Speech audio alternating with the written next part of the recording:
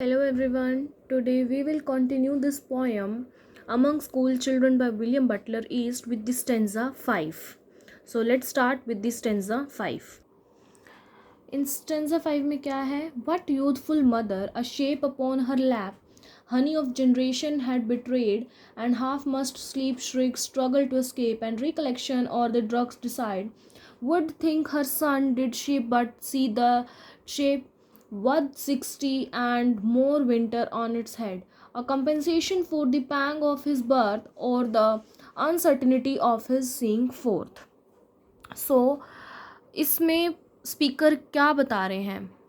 What speaker tells, what he thinks about motherhood. वो motherhood के बारे में सोच रहे हैं. जो बेबी है, अ बेबी ब्रिंग जॉय, वो जॉय हैप्पीनेस लाता है, लेकिन साथ में स्ट्रगल पेन भी मदर के लिए लाता है.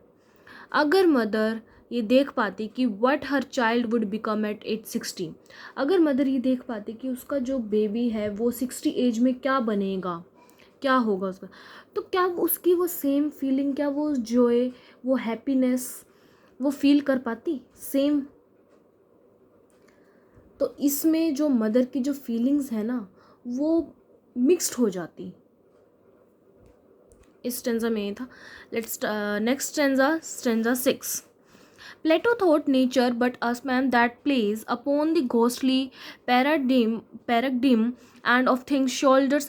Aristotle played the toes upon the bottom of the king of kings.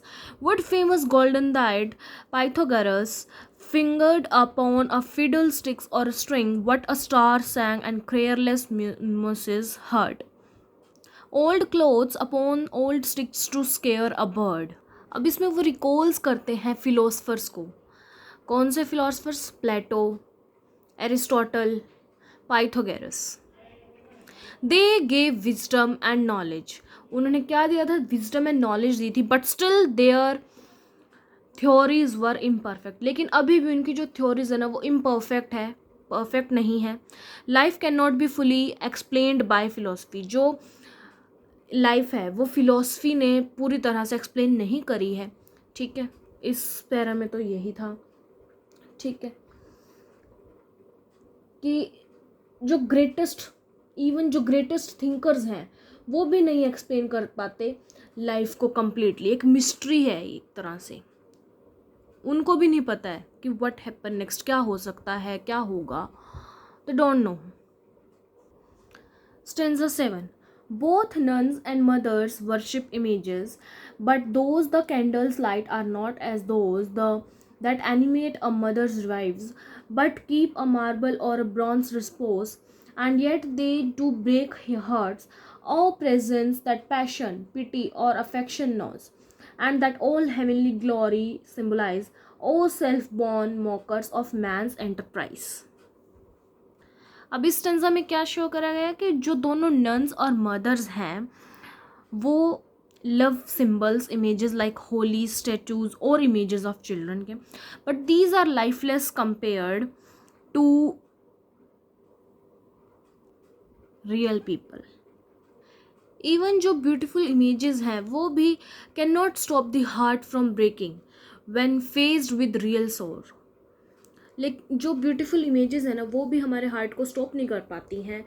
ठीक है, जब हम रियल सोरो को फेस करते हैं. कि आर्ट और सिंबल जो है वो ब्यूटीफुल है, but they can not replace real human life, real human love, suffering experience.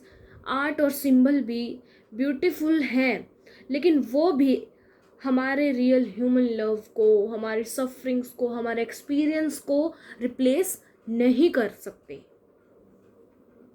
अब लास्ट स्टेंजा 8 में क्या पोइट बताते हैं? Labour is blossoming or dancing where the body is not bruised to pleasure soul, nor beauty born out of its own despair, nor blear-eyed wisdom of midnight oil. O chestnut tree, great rooted blossom, are you the leaf, the blossom, or the ball? O body swayed to music, O brightening glance, how can we know the dancer from the dance? So finally eats look at the chestnut tree.